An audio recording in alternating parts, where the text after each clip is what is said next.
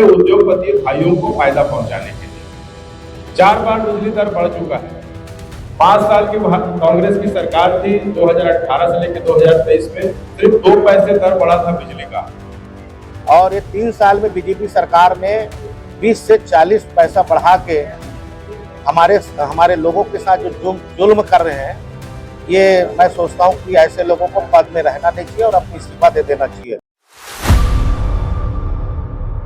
देखिए, जब से छत्तीसगढ़ में भारतीय जनता पार्टी की सरकार बनी है, बेवजह ये लोग बिजली का दर बढ़ा रहे हैं और इस बार भी ये जो बिजली का दर बढ़ाए हैं सिर्फ अपने उद्योगपति भाइयों को फायदा पहुंचाने के लिए। कारण कुछ भी नहीं है बिजली दर बढ़ाने का। छत्तीसगढ़ एक सरप्लस बिजली देने वाला राज्य है। यहाँ के बिजली को दूसरे राज्यों में बेचा जा रहा है सिर्फ उद्योगपति भाइयों को फायदा पहुंचाने के लिए। तो ये जो बिजली दर की बढ़ोतरी है, ये बेवजह आम जनता को परेशान करने के लिए की गई है। इसमें घरेलू दर के साथ साथ जो भारतीय जनता पार्टी अपने आप को किसान हित ऐसी बोलती है, किसान के पंपों में भी 40 पैसा प्रति यूनिट की दर से बिजली बढ़ाया जा रहा है। तो भारतीय जनता पार्टी जो है उद्योगपतियों की पार्टी है, आम जन किसानों की पार्टी है ही नहीं। हमारे प्रदेश कांग्रेस कमेटी के हमारे मुखिया आदरणीय दीपक बैद के नेतृत्व में, उनके निर्देश में हमारे कवर्धा के पूरे कांग्रेस जनों और मुझे भी यहाँ पे निर्देश हुआ है कि जाइए और किसान विरोधी जो यहाँ पे बिजली के लिए जो बढ़ोतरी किए हुए हैं उनको आप प्रेस वार्ता के माध्यम से बताने का प्रयास करें।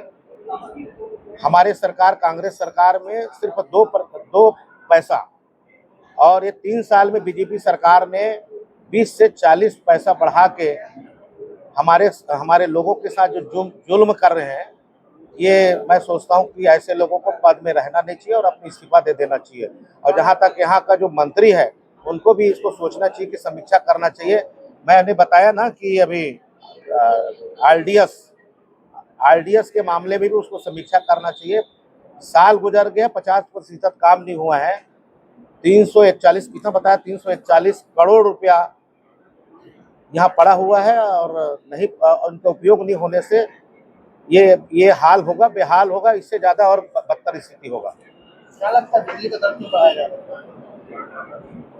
अब उन कहाँ पे वो क्यों बढ़ाना चाह रहे हैं? इनका 3 कंपनी होता है, आपको बता दूं मैं।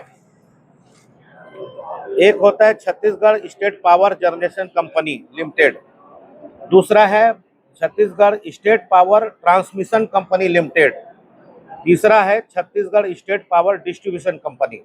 ये तीनों कंपनी का तालमेल जब बनता है, अब तीनों कंपनी का तालमेल, देखो, उत्पादन करने वाला अलग है और ट्रांसमिशन कंपनी वो अलग है। अब इनके समन्वय नहीं होने के कारण और शासन के नुमाइंदे लोगों का कंट्रोल नहीं होने के कारण, वो इनके कारण से किसानों को और आम जनता को परेशानी हो रही है, कंट्रोल नहीं होने के कारण। एक यही है। मुख्यमंत्री जी का भी मांग किया है, क्या क्यों ऐसा होना चाहिए यार। ये देख रहा हूँ मैं, कितना बड़ी विडंबना है। 340 करोड़ कोई छोटे मोटे रकम है, उनका समीक्षा नहीं कर पा रहे हो तो क्या तुमका जो वोल्टेज प्रॉब्लम को दूर करोगे? इससे और बेहतर और क्या बता सकते हो? कांग्रेस लड़ा क्यों नहीं पा रही? 1 साल मैं तो लड़ता हूँ जी। मैं तो आप मेरे मैं प्रश्न, कवर्धा का भी प्रश्न लगाया हूँ। अगर आप शाम को आपको कवर्धा का उत्तर, राजनांदगांव को मैं लगा लिया, अन्य जिला को हर साल अलग अलग जिला का लगाता हूँ। कवर्धा का भी जानकारी चाहिए, पूरा डिटेल मैं दूंगा। क्या लगता है, सरकार आम लोगों को राहत नहीं देगी तो कांग्रेस सड़क तक लड़ाई? बिल्कुल लड़ाई लड़ेंगे, सवाल ही नहीं उठ सकता। लोगों के पास जाएंगे, जताएंगे, इनकी कमजोरी को उजागर करेंगे और जन जन तक पहुंचाएंगे। ये तो बहुत बड़े मुद्दा है जी। इसको तो मैं आपको ना कवर्धा का डिटेल दूंगा, आपको कवर्धा का। अगर 5 बार आपने छाप दिया ना, मजा आ जाएगा। लड़ाई जारी रहेगी जब तक हमारे जनता किसान को न्याय नहीं मिल जाता।